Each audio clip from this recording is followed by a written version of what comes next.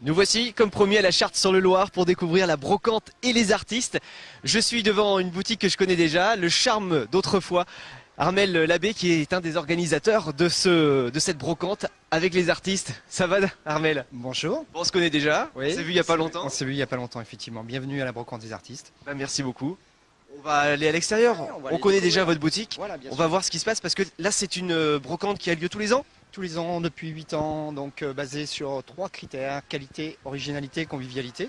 Et donc ça a une originalité de regrouper des marchands d'antiquités, brocanteurs, artistes peintres, créateurs, ça peut être artistes photographes, et aussi beaucoup de restaurateurs d'art, de restauration, tout ce qui est petit patrimoine, restauratrices de faïence, ça peut être horlogerie qu'on va les découvrir tout à l'heure.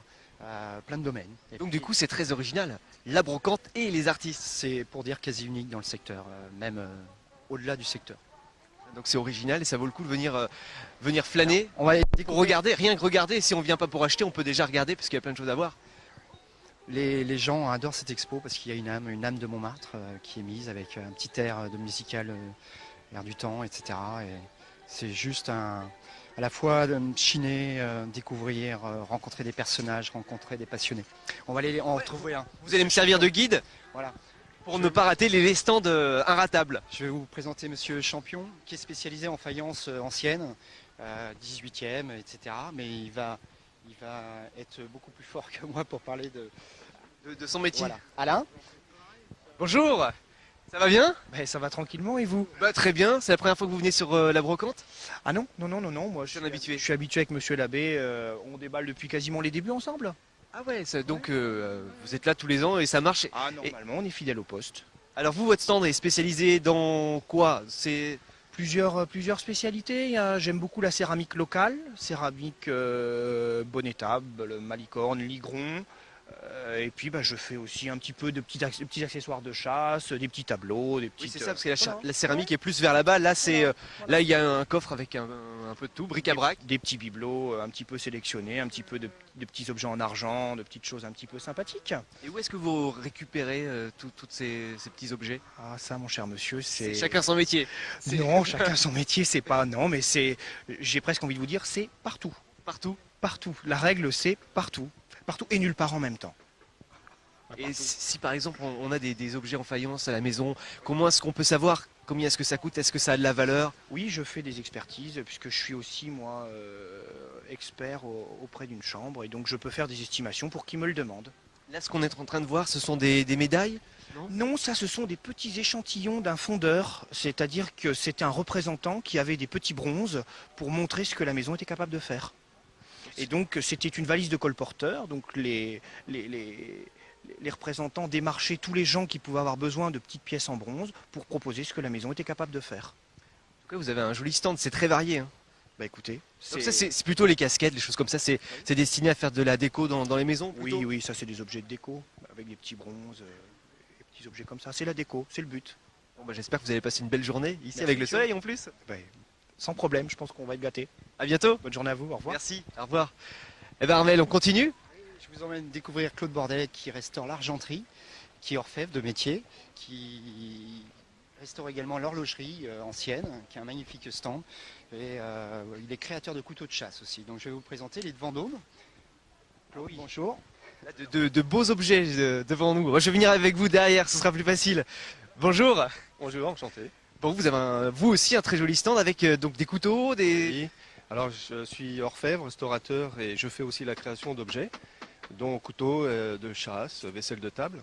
Et mon métier d'orfèvre me permet aussi de restaurer des objets anciens, et notamment ces pendules, avec des notions d'horlogerie apprises quand j'étais tout gamin. Il faut être minutieux. Ouais. Mais bon, c'est plus une passion que... C'est un métier qu'on fait par passion. Et il sonne, il y a un coucou dedans, non? Ah oui, Quand- absolument, ouais. On va faire sonner.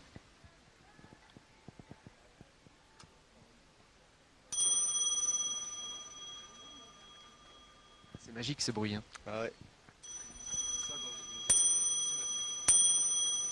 Ça vaut une horloge comme ça à peu près? Celle-ci restaurée dans les 700 €. Ah ouais. Mais c'est un bel objet à mettre sur une cheminée par exemple. Oui, oui. Et puis Et puis c'est un objet qui, je sais pas, qui donne de la vie à une maison, puisque le fait qu'elle fonctionne, qu'elle sonne, ça fait vivre l'intérieur. Et les couteaux, comment est-ce que vous fabriquez les couteaux, les Alors, cuillères? ceux-ci sont en bois de serre poli, donc les manches sont des bois de serre entièrement polis. Donc, vous voyez, comme celui-ci, j'enlève complètement la croûte et on obtient l'ivoire de l'os, hein, puisque le bois de serre est un os. Et sa dureté est comparable à l'ivoire, donc en plus sa beauté, sa blancheur. Et puis son uniformité aussi, puisque aucun bois n'est identique, ce qui permet d'avoir une table conviviale et chaque convive a son couvert approprié en fait, hein, puisqu'ils ont chacun une forme bien différente. Et l'été arrive, ça va être les saisons des mariages, Ben donc voilà, une absolument. belle idée cadeau. Ah oui, oui, j'espère bien. Voilà, le message est passé. Ok, merci. Merci beaucoup. Merci. À bientôt, bonne journée. Bonne brocante. On continue par là-bas? Par exemple, ici, ils ne sont pas là actuellement, mais là, vous avez Moïse Simon et Tardivelle. Ce sont des artistes peintres qui nous viennent de Montmartre directement, qui sont là. Mais là, ils sont peut-être absents quelques instants. On a un jeune artiste de Tours qui est très prometteur, Steven Russo. Je vous emmène voir Christine Bouch-Mascaret qui restaure, elle, les tableaux. Elle est du Mans et elle a fait un beau passage, je crois, dans une restauration au château de Versailles. Christine Waouh. Bouch-Mascaret. Ah, c'est pas n'importe qui, je suis enchanté, madame. Bonjour. Monsieur, bonjour. Donc, vous restaurez les tableaux. Exactement, sur le Mans. D'accord, alors là, c'est un tableau qu'on vous a confié? Voilà, donc que j'ai rentoilé parce qu'il était dans un drôle d'état, un petit peu comme celui-ci, là, en À bas. ce point-là? Oui, oui, On tout peut à fait. récupérer un tableau Absolument, absolument. Et mais il faut que ça se sache parce que c'est dommage. Parfois, il y a des tableaux qui sont perdus à cause de ça. Donc après, on fait des mastiques pour récupérer les endroits où il y a eu des trous, des manques, des fissures, des déchirures. Et puis après, à l'aide de peinture spéciale restauration, eh bien, on retouche au niveau du mastic. et après, ça se voit pas. Il est comme neuf. Voilà, exactement. C'est un tableau de quelle année, ça, à peu près? Oh, dans les années 1950, c'est pas très ancien. Mais après, on pose un vernis final qui va refaire le travail qu'il faut, c'est-à-dire protéger et puis protéger la peinture et puis protéger des agressions de la vie en fait, les poussières, les fumées, tout ça. Et vous avez travaillé longtemps au château de Versailles? J'ai fait un apprentissage de 6 ans, oui. Ah oui, 6 ans. Ouais, ouais, dans de très belles conditions avec un monsieur qui était maître ouvrier de France. C'était un très bel apprentissage. Et on peut vous retrouver où dans la Sarthe si on veut restaurer un tableau? Alors, écoutez, au Mans, 24 rue Hoche. Et voilà. Ben voilà, c'est noté, on viendra vous voir. Merci beaucoup. Bonne journée. Au revoir, merci. Merci. Ça, c'est un beau métier, restaurer les tableaux comme ça. Eh oui, c'est rempli de surprises ici, rempli de rencontres. Bah, comme chez vous, quand on est allé vous voir restaurer des meubles aussi, c'est assez impressionnant. C'est très gentil. Carole Langrand, artiste peintre. Bonjour. Bonjour. C'est donc vos tableaux, vos œuvres. Oui, tout à fait. Des visages de femmes peints au couteau, plus ou moins réalistes ou un peu plus oniriques. Et pourquoi le couteau plutôt que J'a- le pinceau? J'adore le couteau. Je sais pas, le pinceau, ça m'a jamais parlé. Le couteau, il y a un côté brut, un côté naturel, un côté vivant. Vous avez des couteaux là pour Pas du tout. Pas du tout. Non, vous exposez simplement. Vous Oui. faites pas de tableau. Non, non, non. Non, non, non, non, là je peins pas, j'ai toujours peur qu'il fasse trop chaud, la peinture sèche trop vite, c'est de l'acrylique. Donc c'est pas pratique, dehors c'est pas toujours pratique de peindre. C'est très joli en tout cas. Merci beaucoup. Et vous avez des modèles? Vous faites Quelquefois oui, quelquefois non. Je trouve quelques photos par-ci par-là ou d'autres fois pas du tout, c'est au feeling. Eh ben merci, c'est une belle brocante, vraiment on voit de tout et c'est très original. Je vous emmène voir un créateur. Un créateur? Oui, un créateur, il part sur des choses que parfois on jette, et lui, il en fait des œuvres d'art. C'est surprenant. C'est de l'autre côté? Ah, c'est juste là. Philippe Moulin, il est de Bessé-sur-Bray. Et voilà. Alors, je vous le fais découvrir. Bonjour. Ça va bien? Ça va très bien. On est venu par curiosité pour voir ce que vous faites, Bah essayer écoutez, d'en savoir un petit peu plus. ok, bah écoutez, voilà, moi je crée des objets en recyclant des matériaux et en créant des formes qui peuvent s'intégrer, comme vous le pouvez le voir, dans des jardins. Voilà. Et donc je crée aussi des paravents sur mesure et des éléments de décoration intérieure. Et vous faites ça toute l'année, c'est Oui, votre métier. Absolument, la décoration d'intérieur. Voilà. Et donc vous imaginez aussi la décoration de maisons, d'appartements? Oui, tout à fait. Parallèlement, j'ai un métier de décorateur d'intérieur, donc je suis amené à faire des éléments de décoration d'intérieur par rapport à des demandes de particuliers. Donc je vois que dans pratiquement tout ce qui est exposé là, vous pouvez mettre des plantes, non? Oui, tout à fait. Alors, ces objets-là ont été créés spécialement pour la fête des plantes à Bessay-sur-Bray qui a eu lieu il y a 15 jours. Donc ces éléments-là, voilà, ils sont tout nouveaux, donc je les montre. Ah, je Voilà. m'étais pas trompé, hein. Je voyais des plantes Absolument, et là aussi on absolument. peut en mettre partout dans les jardins, c'est Exactement. magnifique. C'est fait pour faire des compositions dans les jardins. Voilà de belles idées originales, merci beaucoup. Mais merci à vous. À bientôt, Bonne journée. bonne journée. On va traverser On va traverser, on va découvrir quelqu'un qui est spécialisé dans le tonnet et puis une meilleure ouvrière de France en décoration, trompe-l'œil, peinture, ça porte un nom qui vous dira mieux que moi. Et puis aussi une jeune surprenante qui restaure la dorure à la feuille d'or. Mais c'est rempli de gens complètement différents et qui ont tous des mondes différents. Vous voyez, vous pouvez jeter un œil, des brocanteurs avec des arrivages de maisons. Mais c'est la particularité de la brocante des artistes, c'est l'originalité, la qualité, la convivialité en même temps. C'est grand, on traverse la route et on y va. On y va. Ça y est, j'ai rejoint Pascal Escudé sur son stand, bonjour. Alors voilà, on présente quelques objets un peu rares là, c'est quand même des objets un peu exceptionnels. Pour certains qui ont été dessinés par Hoffmann, pour d'autres, là, vous voyez cette petite banquette, c'est une banquette cône. Ça c'est une pièce de musée. Vraiment c'est un objet qu'on trouve au musée d'Orsay, hein. C'est une pièce très très rare. Hein. C'est pour mettre des journaux? Voilà, c'est un Porte-revue. porte-partition au départ, et maintenant on l'utilise comme porte-journaux, hein, il est ferré.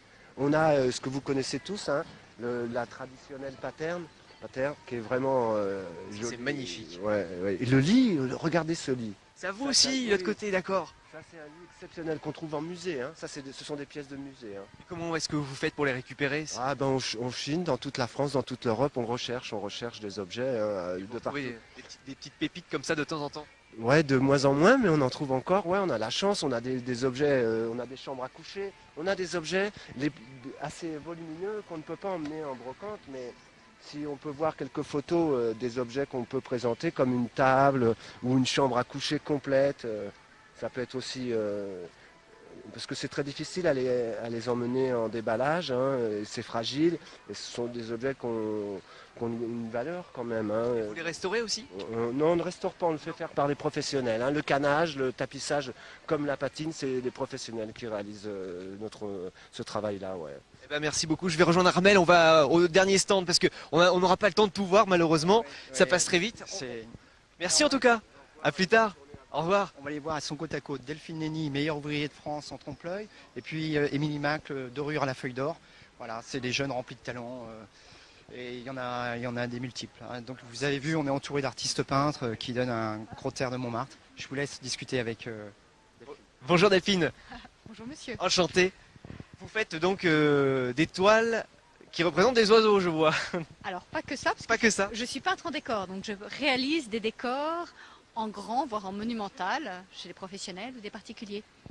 Donc je fais tout ce qui est faux bois, faux marbre, trompe-l'œil, donc reproduction de décors anciens, grisaille. Et effectivement, parfois j'expose, et là j'ai une exposition bientôt sur des oiseaux, c'est pour ça que j'ai beaucoup d'oiseaux. D'accord. Bah merci beaucoup. Je vous en prie. Comme ça on aura jeté un petit coup d'œil rapide sur votre stand qui est très très joli, bravo. Merci, puis on va finir ici avec la dorure. Émilie Mac, je vous laisse découvrir. Bonjour Émilie. Bonjour, Alors vous restaurez la dorure. la dorure. Voilà, Ça c'est un métier qui s'apprend avec beaucoup d'années d'expérience. voilà, exactement. Ça s'apprend pas comme ça, Non. rapidement. Non. Donc là vous exposez certaines œuvres. Oui, c'est ils sont certaines magnifiques. créations que j'ai faites. Voilà, ça par exemple. Combien coûte une feuille d'or? La feuille d'or en elle-même coûte 1 euro. 1 euro. 1 euro après travailler, parce qu'il y a beaucoup d'étapes dans la dorure, ça peut aller jusqu'à 7 euros. Et si un particulier a envie de refaire quelques dorures chez lui, Oui. il fait appel à vous. Voilà, exactement. Ça peut prendre du temps, c'est assez rapide. Ça dépend, tout dépend. Il y a plusieurs techniques de dorure. Il y a la technique rapide à la colle et la technique beaucoup plus longue à l'eau, la dorure à l'eau, traditionnelle. Eh ben, on garde votre adresse précieusement, parce que Merci. c'est très très joli là aussi. Merci en tout cas. Merci à vous. Merci.